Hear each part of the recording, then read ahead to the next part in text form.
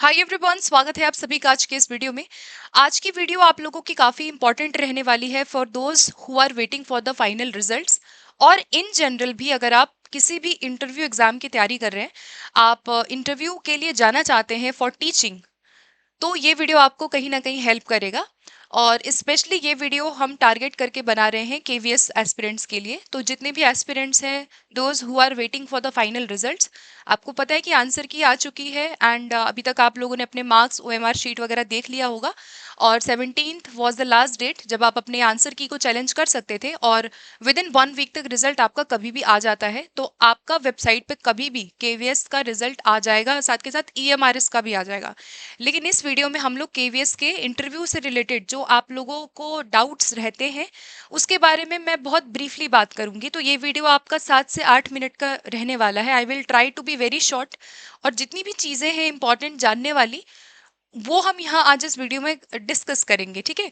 सो सबसे important cheese before starting this video, मैं यहाँ पे डिस्कस करूंगी कि केवीएस में आपको क्या है, कितने कैसे तैयारी करनी है, कौन कौन से पॉइंट्स हैं which you should consider before your interview process. ठीक है। तो इन जनरल भी देख सकते हो ये वीडियो आप, अगर इन जनरल किसी और आप इंटरव्यू के लिए तैयारी करना चाहते हैं, सो इसको आप एक गाइडेंस वीडियो मान सकते हैं। ओके, सो बिफोर स्टार्टिंग एक चीज़, बहुत ज़्यादा बच्चे क्वेश्चन पूछते हैं कि क्या हमें इंटरव्यू की तैयारी करनी चाहिए, नहीं करनी चाहिए। इंटरव्यू प्रोसेस के लिए कोर्सेज भी बहुत बच्चे लेते हैं, एनरोल करते हैं अलग अलग कोर्सेज में। तो उसके बारे में मैं थोड़ा सा बताऊंगी as per my knowledge, as per my experience. देखो यहाँ पर क्या होता है कि कोर्सेज में ना, कोई भी दुनिया का कोर्स आप देख लीजिए, कोई भी कोर्स ऐसा नहीं होता है कि आपको 15 दिन में वो इतना आपकी पूरी पर्सनालिटी को बदल देगा, या आप जैसे स्पीकिंग स्किल करोगे, आप जैसे डेमो टीचिंग दोगे। तो कोई भी कोर्स ऐसा नहीं होता है कि अगर आप उसको ज्वाइन कर लेंगे तो 15 दिन में आप अलग बोलने लग जाएंगे, आपका लहजा बदल जाएगा, आपका डेमो टीचिंग अलग हो जाएगा। ऐसा नहीं होता है। तो courses, yes, they help in your preparation, they help in your journey, but ultimate help नहीं करते हैं। कोई भी कोर्स आप उठा के देख लो, I would suggest you, it's only my suggestion, not to invest any kind of money in any course, क्योंकि ये एंटायरली आपका जो स्पीकिंग है या जो डेमो टीचिंग होगा, ये एंटायरली आपका जो ओवरऑल है, जो over the period of time आपने सीखा है, उस पर डिपेंड करता है। I hope you are getting my point कि 15 दिन में, 20 दिन में अचानक से ही कुछ कुछ अलग इंटरव्यू में नहीं होता है। और जो लोग डरते हैं इंटरव्यू प्रोसेस से, तो कुछ देखो ऐसा बहुत आ, ये बहुत ऐसा नहीं है कि कुछ अलग हो जाता है इंटरव्यू में, इट्स जस्ट नॉर्मल थिंग। आपके सामने कुछ लोग होंगे, वहां आपको जाना है, और अगर आप टीयर 2 पार करके जा रहे हो तो आपके अंदर ऑलरेडी वो काबिलियत है। ठीक है। टीयर 2 अगर आप क्रैक करके वहां तक पहुंच रहे हैं, इसका मतलब आप कुछ वहां से कुछ अचीवमेंट आप हासिल करके आए हैं। ये बात उन लोगों को भी पता रहती है जो पैनल में होते हैं। तो do not panic. And now I will share some of the things जो ज़रूरी है आपको जानना, और ये पता भी होगा सभी को, बट स्टिल एक बार डिस्कस करते हैं so that you will make your mind अभी से ही, आपका एक जो है मेंटली आप अपने आप को रेडी रख पाए। देखो टीयर 2 का जो आपका रिजल्ट आएगा, उसके अंदर आप देखेंगे कि जितने बच्चे टीयर 2 में शॉर्टलिस्ट हुए थे, जिन्होंने एग्जाम दिया, उसके बाद इंटरव्यू में 1/3 का रेशियो रहने वाला है। यानी कि यहाँ पर 1/3 का रेशियो, यानी एक सीट पे 3 कैंडिडेट के बीच में आपका कंपटीशन यहाँ रहेगा। ठीक है। तो 1/3 के रेशियो में कैंडिडेट्स को बुलाया जाएगा फॉर फाइनल इंटरव्यू प्रोसेस, जो आपका स्टेज नंबर 3 रहेगा। अब इसके साथ याद रखना, जो मेरिट होगी आप लोगों की टीयर 2 का, तो चलो मेरिट जो आएगा उस वो तो है, उसके बाद इंटरव्यू के लिए आपको सिलेक्ट किया जाएगा।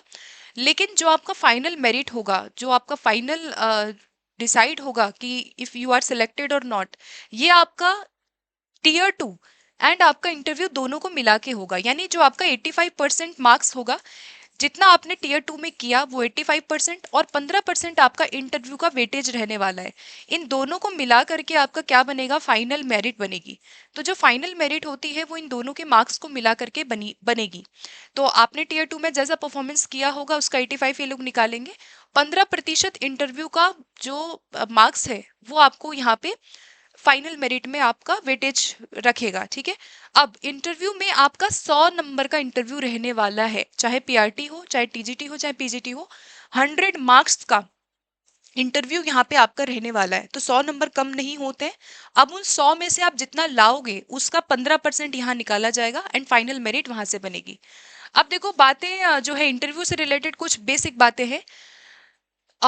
मिनिमम जो इंटरव्यू रहता है वो आपका 7 मिनट 8 मिनट से लेकर के मैक्सिमम आपका 25 मिनट 20 मिनट तक रहता है, क्योंकि अब इन लोगों ने डेमो टीचिंग को भी इन्वॉल्व किया है। डेमो टीचिंग आपको देनी ही पड़ती है चाहे आपका विषय कोई भी हो। तो यहाँ पर आप ये मान के चलो कि जो आपका इंटरव्यू रहेगा वो 20 से 25 मिनट मिनिमम आपका ये ड्यूरेशन आपका रहेगा, और अपने आप को आपको 25 मिनट 20 मिनट के इंटरव्यू के लिए भी तैयार रखना है, ठीक है। अब इसके साथ पैनल में कौन लोग होंगे, तो जितने भी आपके सब्जेक्ट एक्सपर्ट्स होते हैं, प्रिंसिपल हो सकते हैं, केवीएस कमिश्नर हो सकते हैं, जो भी लोग हैं वहां पे, तो पैनल में आपको लगभग 7 से 8 लोग देखने को मिल सकते हैं। और मतलब इसमें ये नहीं डरना नहीं है कि इतने सारे लोग होंगे, क्योंकि यू हैव सम नॉलेज है ना, यू हैव अचीव्ड समथिंग, तब आप वहां जा रहे हो, तो आपको कॉन्फिडेंट अपने आप में कॉन्फिडेंट आपको रहना पड़ेगा, ठीक है। और एक और क्वेश्चन आता है कि आपका जो मीडियम मीडियम होगा, जो मीडियम ऑफ स्पीकिंग क्या रहेगा आपका, क्या कौन सी भाषा वो लोग प्रेफर करते हैं। तो काफी बच्चे जो है भाषा को लेके बहुत ज्यादा डरते हैं कि क्या भाषा आपकी रहने वाली है। तो देखो, इधर हिंदी इधर इंग्लिश और bilingual, it could be anything depending upon the situation. ये पैनल पे डिसाइड करता है, ये आप पर डिसाइड करेगा, या आप जिस रीजन में इंटरव्यू देने जा रहे हो, सपोज आप किसी सदर्न पार्ट में जा रहे हैं, वहां पर ज्यादातर people speak English, they prefer English language, because KVS आपका ऑल ओवर कंट्री में सारे स्कूल्स हैं। तो इंग्लिश को इसलिए वेटेज वहाँ ज़्यादा मिलती है, बिकॉज हर एक जो कम्युनिटी है, जो राज्य है, वहाँ से बच्चे आते हैं पढ़ने। तो यहाँ पर आपका जो लैंग्वेज रहेगा वो डिपेंड करेगा। आप हिंदी भी बोल सकते हैं, इंग्लिश भी बोल सकते हैं, बाइलिंगुअल भी बोल सकते हैं, ठीक है। सो जैसा मान लो इंग्लिश में पूछ रहे हैं वो लोग, तो आपको इंग्लिश में ही आंसर देना होगा वहाँ पे। और ऐसा नहीं कि आप इंग्लिश में बोल रहे हैं, आपको दिक्कत हो रही है बोलने में, तो आप वहाँ पे हिंदी नहीं बोल सकते हैं। अगर if you are comfortable in Hindi, you can speak in Hindi, they will understand it very well. But आप अगर हिंदी भी बोल रहे हो या इंग्लिश भी बोल रहे हो, it should be very clear, it should be very fluent. अगर आप फ्लुएंट हो हिंदी में ही, आप अगर जो है अच्छे से अपने बात को प्रेजेंट कर पा रहे हो, तो उनको उतना ही देखना होता है कि some at some point of time आप अगर इंग्लिश में कहीं ना कहीं वेल वर्स्ड हो, तो उतना ही वो लोग देखते हैं। ये नहीं कि अब आपका ग्रामर चेक हो रहा है वहां पर, आपका कंफर्ट देखेंगे और कुछ नहीं, ठीक है। कि हाँ, अगर जरूरत पड़ेगी तो आप इंग्लिश में भी अपनी बात को रख सकते हैं, बेसिक, ठीक है। चलो आगे बढ़ते हैं। अच्छा, अब यहाँ पे बात करते हैं कि जो केवीएस के लिए जो लोग जा रहे हैं, तो उसमें आपको 3 चीजों का ध्यान रखना है। 3 चीजों के बेसिस पे आपका जो 100 मार्क्स का इंटरव्यू रहेगा वो रहने वाला है। पहला है आपका टीचिंग एप्टीट्यूड, जिसमें आपका मेन जो है वो आपका डेमो टीचिंग होगा। तो पहला तो डेमो टीचिंग है। दूसरा, आपको सब्जेक्ट और पॉलिसी की समझ कितनी है, तो केवीएस के बारे में आपको थोड़ा सा बैकग्राउंड इन्फॉर्मेशन रख लेना है। रिसेंट केवीएस में चेंजेस जो आ रहे हैं, या केवीएस में स्कूल के बारे में, इनका मोटो क्या है, उनका एम क्या है, ये सब थोड़ा सा आपको देख के जाना है। और आपका NEP 2020 will be very very important, मतलब इसको तो है आपको छोड़ना नहीं है। ये पॉलिसी की समझ आपको रहनी चाहिए, ये चीजें आपको अभी से देख लेना है कि जो एनईपी 2020 में जो अभी रिसेंट स्कीम आई है, जो यहाँ पे पॉलिसी में जो भी यहाँ पर इम्प्लीमेंटेशन हुआ है, कैसे हुआ है, how schools are implementing these policies और स्कीम्स, वो आपको याद रखना है। And third one is your जो आपका प्रोफेशनल एक रहेगा, है ना, जैसे कि how will you speak, how you communicate, how you introduce yourself, ये 3 चीजें रहेंगी। इन 3 चीजों के क्राइटेरिया पे यू विल बी जज्ड। अब 100 मार्क्स का जो आपका रहने वाला है, इसमें थोड़ा सा और आगे बढ़ेंगे हम लोग।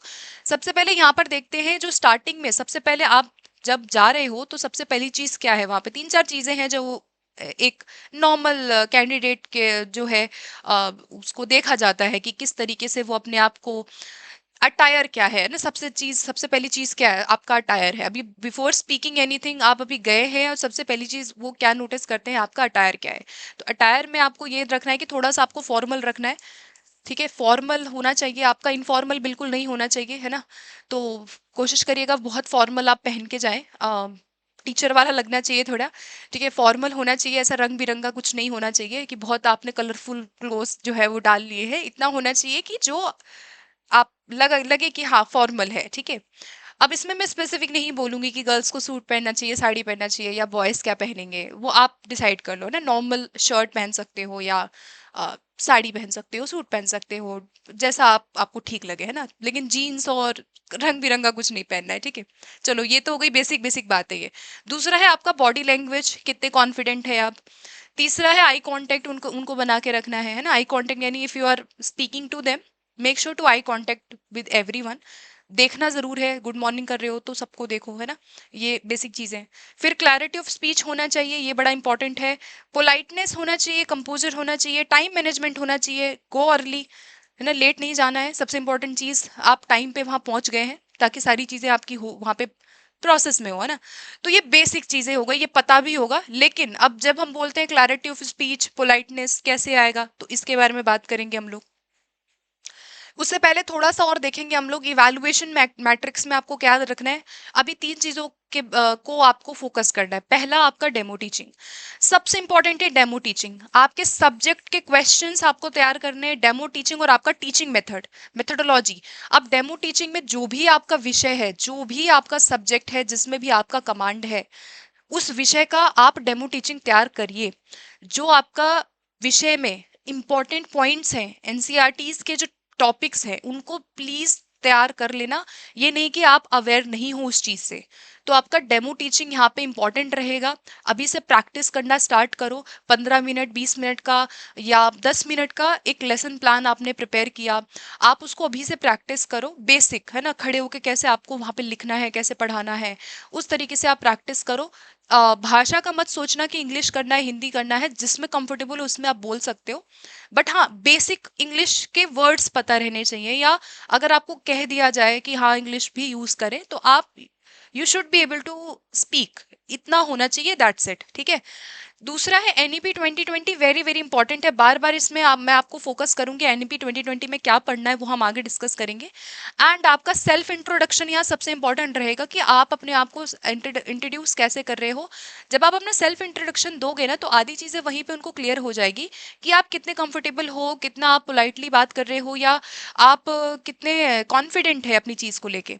तो अगर आप सेल्फ इंट्रोडक्शन बोल रहे हैं, तो इसमें भी देखो दो तरीके होते हैं। कुछ लोग होते हैं जो ऐसा लगता है कि कहीं से रीड करके आए हैं और जस्ट उसको डिलीवर कर रहे हैं, तो ऐसे नहीं करना है, ठीक है। बहुत लोग होते हैं, अगर वो बोलते हैं कि टेल अस अबाउट योरसेल्फ या इंट्रोड्यूस योरसेल्फ, अगर वो फर्स्ट क्वेश्चन आप जेन्युइनली यही पूछेंगे वो लोग, आप गए, आपको बिठाया उन्होंने, एंड देन पहला क्वेश्चन यही आपके सामने आएगा।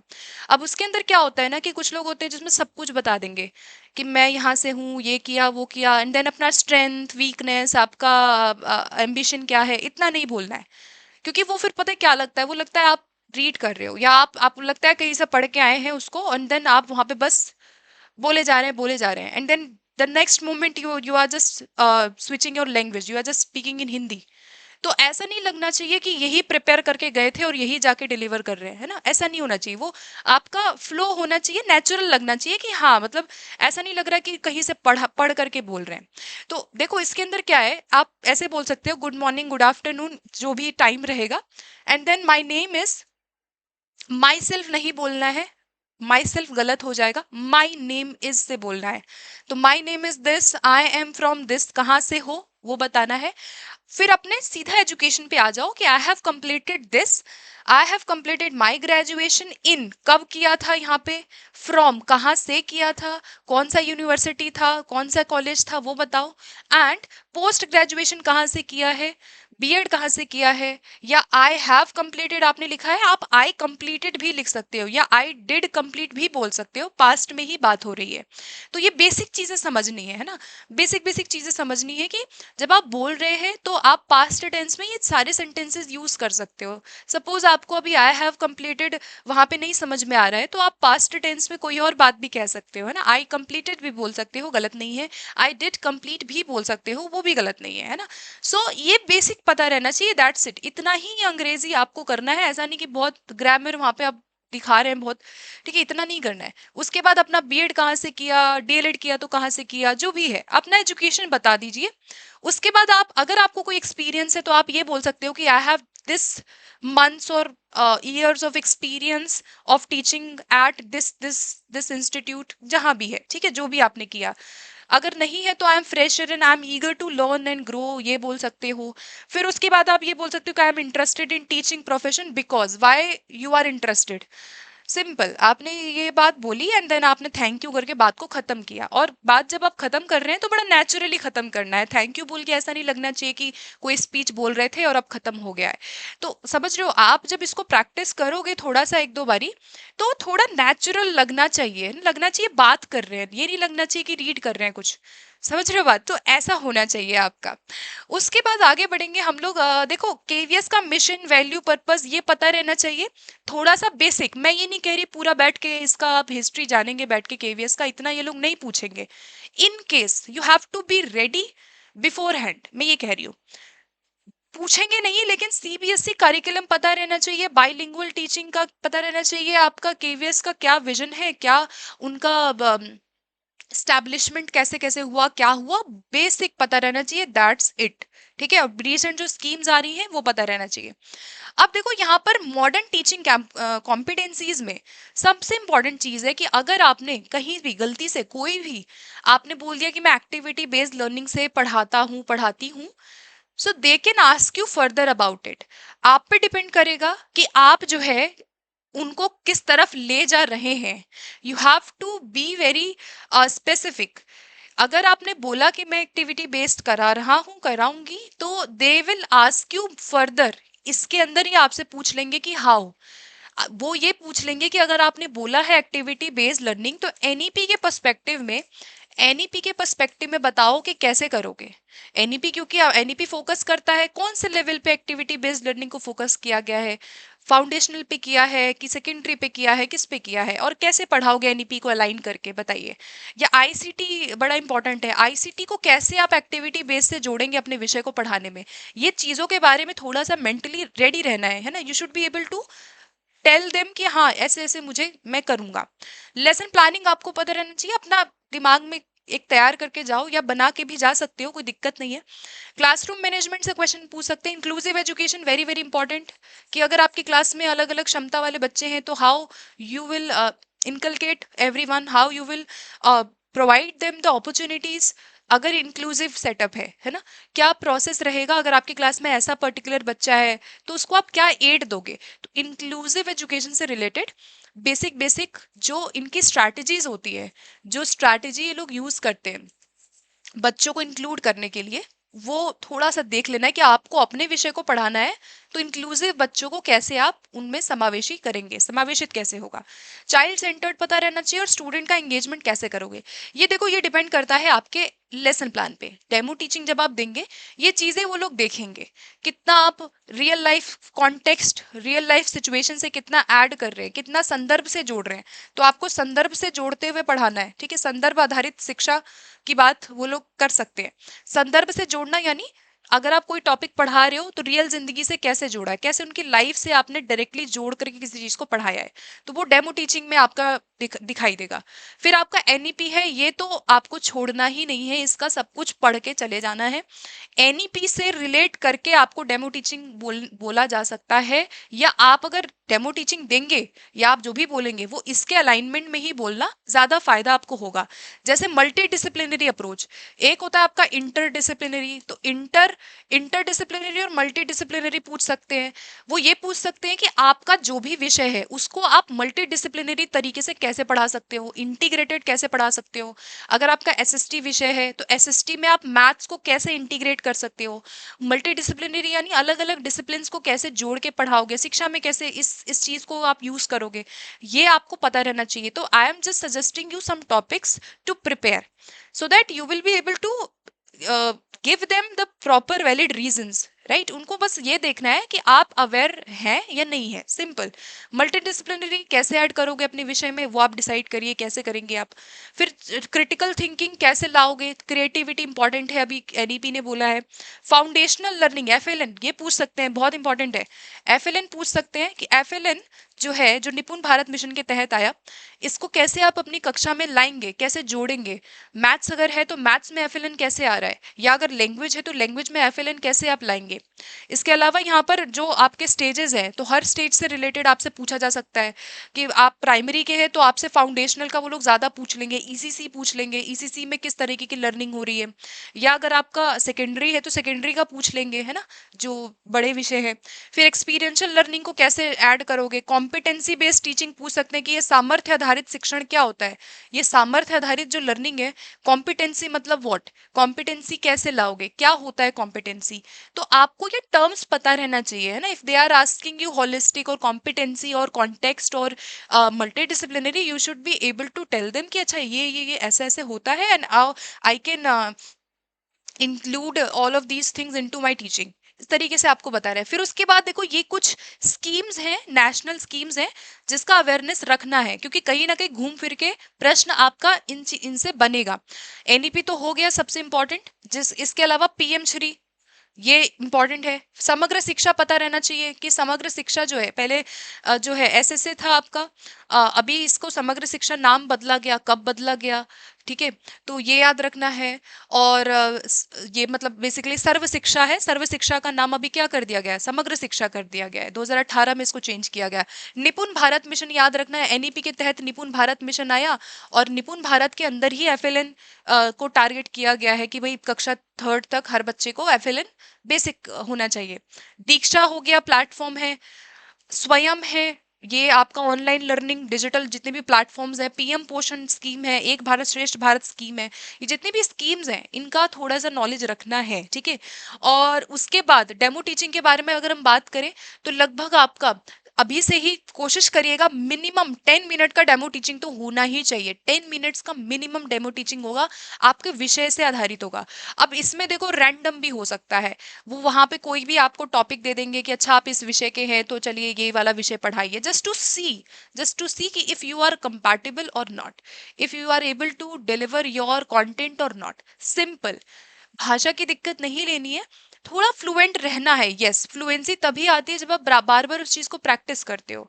एक दिन में फ्लुएंसी नहीं आती है। अभी कोई कोर्स आप ले लोगे और आप सोचोगे कि ये ज्वाइन करके मुझे जो है 15 दिन में चेंज आ जाएगा, तो टू बी वेरी ऑनेस्ट नहीं आता है। आपको उस टाइम लगेगा कि yes everything is going well, but जब आप एक्चुअल क्लासरूम सिचुएशन में जाते हैं, एक्चुअल इंटरव्यू सिचुएशन में जाते हैं, वहां पे आपका एंजाइटी लेवल अलग होता है, वहां पे आपका the method of delivering your concepts, और वहां पे पैनल भी डिफरेंट है ऑफ कोर्स, ठीक है। तो आपको you have to be very calm. ये डेमो टीचिंग है जहाँ पे इंट्रोडक्शन पहले आपको देना है, फिर एक्सप्लेनेशन करना है, डिलीवर कोर कॉन्सेप्ट आपका, एग्जाम्पल देना है, इंटरेक्ट करना है। ये बेसिक चीजें हैं, ये सबको पता होगा। अब इसमें भी आप कैसे उस चीज को एंगेज रखोगे, ये आप पे डिपेंड करता है, ठीक है। तो ये हो गई बेसिक बेसिक इंटरव्यू से रिलेटेड बात। और कुछ चीजें और हैं जिसके बारे में बात करूंगी। जब आप अपने अपना जो इंट्रोडक्शन देते हो, या जब भी कोई डेमो टीचिंग आप दे रहे हैं, during your demo teaching, during your introduction, और if they are asking any kind of question, वहां पे अगर कोई भी क्वेश्चन है जो आपको नहीं पता है, तो you have to take a pause. कई बार ऐसा होता है आपको जिस नहीं आ रहा है तो आप ओ, इस तरीके से नहीं बोलना है, राइट। अगर नहीं आ रहा है अंदर, भले ही हालत खराब हो गई है, लेकिन स्टिल आपको थोड़ा सा सामने जो है काम होना है।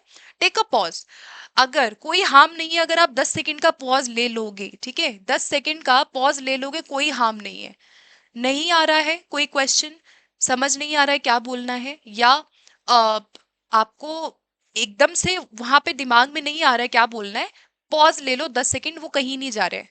आप जब 10 सेकंड का पॉज लोगे, 6-7 सेकंड का पॉज लेके कुछ बोलोगे, सोच के बोलोगे, तो बिफोर स्पीकिंग थिंक। 10 सेकंड का पॉज लीजिए, एकदम नहीं कि पूछा है तो तुरंत बताना है, नहीं, 10 सेकंड पॉज लो, वो आपको सुनेंगे, वो बैठे हैं, और इससे ये दिखता है कि आप बहुत काम है, कंपोज्ड है, पोलाइट है, आप सोचते हैं बिफोर स्पीकिंग एनीथिंग। तो आपको थोड़ा पॉज लेना है, ठीक है, वहां पे आपको एकदम से वो हड़बड़ी नहीं करनी है। इससे क्या होगा, आपका इंटरव्यू ज्यादा अच्छा जाएगा, उनको लगेगा कि yes you know, you have the knowledge, but you are taking your just your own time, because आपका इंटरव्यू है, तो वो लोग 10 सेकेंड वेट कर लेंगे, कोई दिक्कत नहीं है। तो बहुत लोग वेट पॉज नहीं रखते हैं। टेक अ पॉज, पॉज लेना है, भले ही अंदर से लग रहा है डर, बट कोई नहीं, पॉज लीजिए, ठीक है। सो ये हो गई बेसिक बातें, बड़ी बेसिक चीज़ें थी ये, मुझे नहीं लगता कि ये सब पता नहीं होगा, but still it is very important to discuss these things before your actual interview. अगर आप इन जनरल भी किसी और स्कूल में कोई इन जनरल ऐसा वीडियो देख रहा है जो किसी स्कूल में टीचिंग करना चाहता है, तो भी ये वीडियो आपको आई होप की हेल्प की होगी। And in case of any other questions if you have, do let me know. और बात रही रिजल्ट की, तो रिजल्ट आपका आ जाएगा, थोड़ा सा वेट कर लो, कट ऑफ के चक्करों में मत पड़ो, कट ऑफ आनी होगी, एक साथ ही रिजल्ट कट ऑफ सब आ जाएगा, ठीक है। So thank you so much for watching, thanks for your time. And in case of any other questions if you have कुछ भी है, anything else if you want to share, comment में बताइएगा, ठीक है। So thank you and we will meet again.